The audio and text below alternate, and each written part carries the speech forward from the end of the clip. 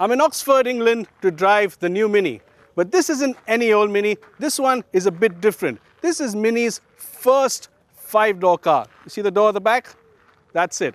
But Mini and 5-door, do they go together? Will this car be a bit too outsized? Will it be practical enough? Will it be too much of a stretch? We're going to drive the car, find out, and tell you about it.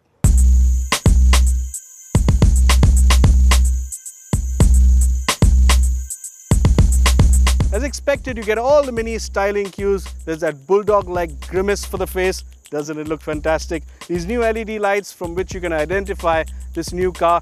But the really new bit is around the back. It's this door, the rear door.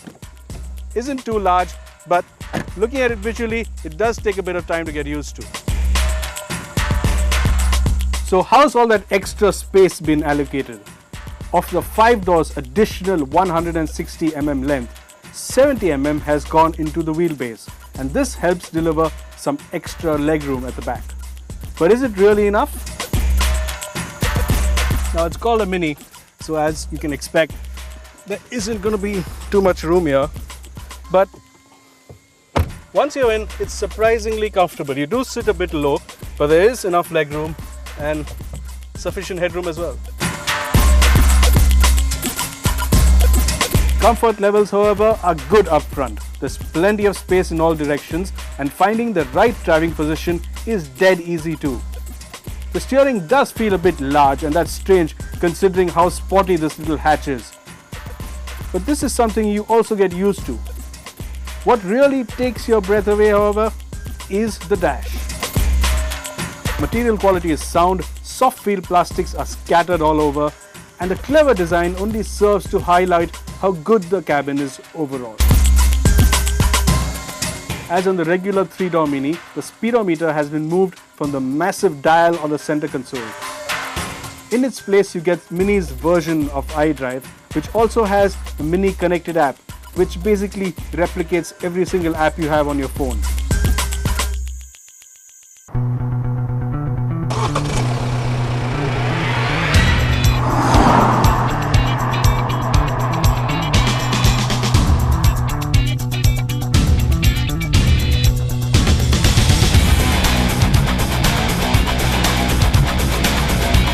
Now the whole Mini ethos is go-kart-like handling, and to do that, especially on these run-flat tires, BMW have had to make it quite stiff.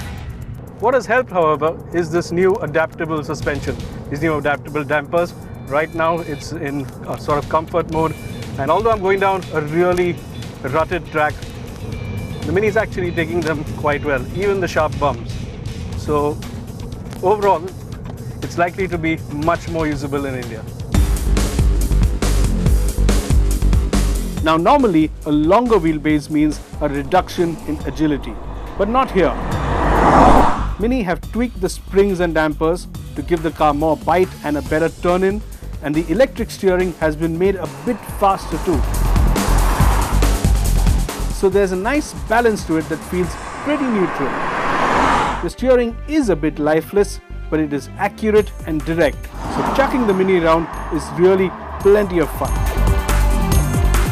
Switching the chassis into sport tenses up the suspension a bit more. The dampers are so stiff now that the car tramlines a bit, but you do get that really tight go-kart feeling. It is pretty impressive. The best bit is on these tight twisting roads, once you get in sync with the car, it is just quite brilliant. There's no two things about it. Of course, it's not as tight and as fun as a 3-door, but it's almost there.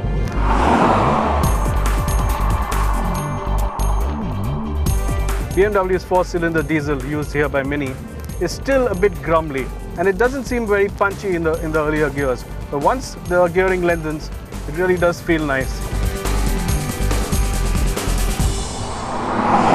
So it's pretty clear, if you want the real Mini experience, you want the look, you want that compact handling, that go-kart-like handling, the 3-door is slightly better. If you want more practicality, this 5-door is the one to go for.